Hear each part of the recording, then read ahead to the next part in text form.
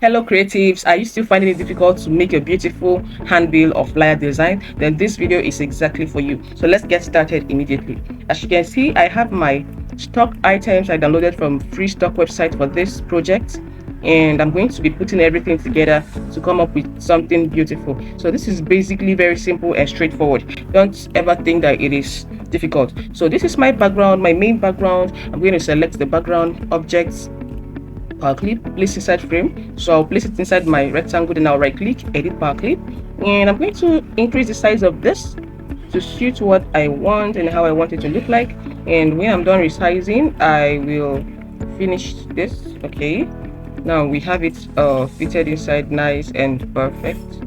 Okay, I'll just shift this text outside the box, and right now we're going to start with the name, which is Buena Burgers. So I'll bring it to the middle of this, or I'll place,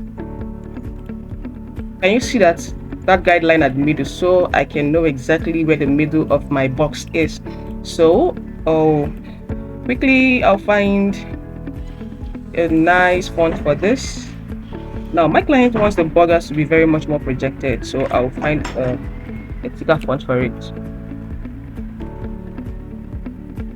Okay, so what I'm doing right now is I'm trying to make the write-up to fit perfectly at the middle, just like that. Okay, I'll reduce this a little bit more because the client wants the burgers to be more pronounced. Okay, here we have it. Then drinks and smoothies. You have to be careful in selecting your fonts.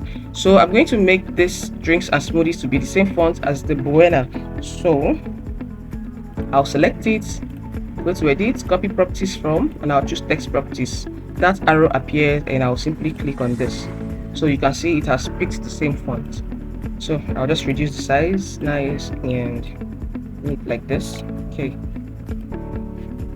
here we have it. So make some more adjustments, and as time goes on we'll see what we can do to make it look better. Now I got this wooden image and I'm going to use it as a platter to place all my items. So I want it a little bit faded in the background, so I picked my transparency tool and did that. Okay, so now this burger is the major thing, very important. So it's going to be the boldest, because you know, as you make adjustments, you would know how better to place your items. Now I'm drawing a circle. This circle, I'm going to give it a black color, then I'll convert to bitmap, select RGB. Okay, I'll go back to effects, blur, and select this one. Now what I'm going to be doing with this, I'm going to be using it to add shadows to the bottom of the burger so it doesn't look so fake.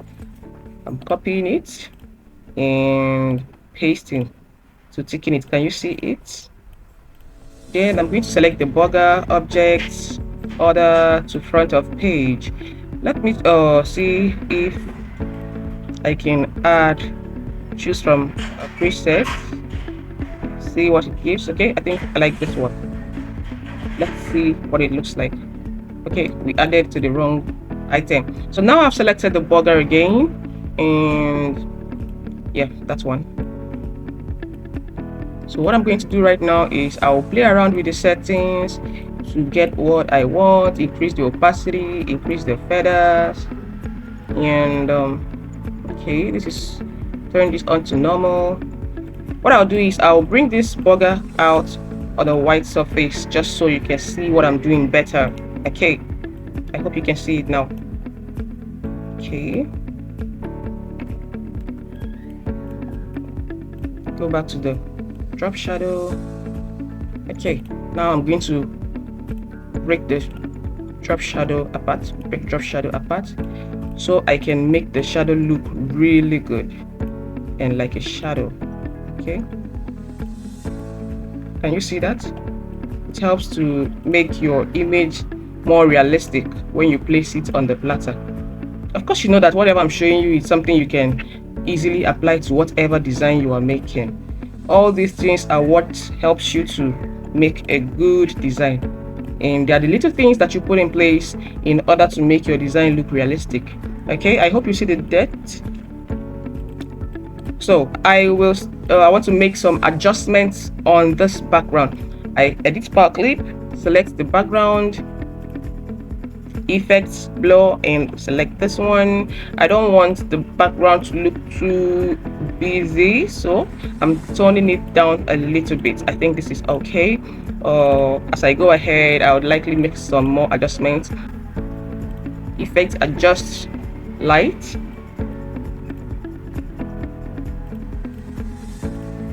And I want to increase the intensity so that the red can be better visible. Okay, I think I like this better. And okay, now it's looking brighter. I hope you like it this way. I absolutely love it this way. So I'm selecting this tomato slices and veggies. Okay, object spark clip inside frame. So I'll go ahead and edit this just to give some details and depth to my background. Okay, effects. Where are we at? Effects, blur. Okay, let's look at motion blur. We'll play with the settings. Okay, I think this is good. I love what it looks like. And duplicate that again.